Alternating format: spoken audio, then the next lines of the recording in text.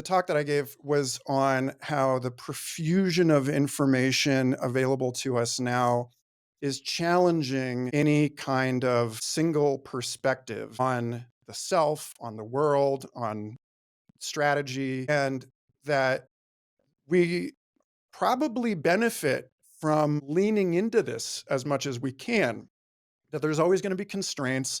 on time, on attention, on available data, on the social networks that we can be embedded in relationally and learn from. And so there's no omniscient view here, but we can become more and more capacious and appreciative of multi-perspectival approaches, and that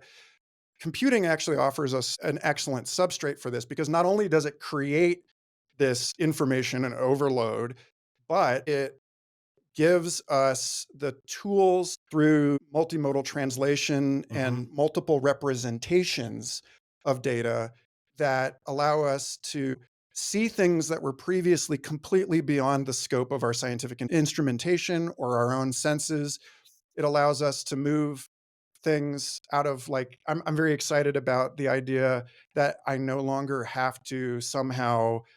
create the podcast and the transcript and make videos and do all this stuff, and that I can meet people at whatever level and in whatever dimension they find it easiest to take what I'm putting out and adopt it to their own life and context. That's right. And so, like, in terms of where I see technology and our relationship with it being very promising, I think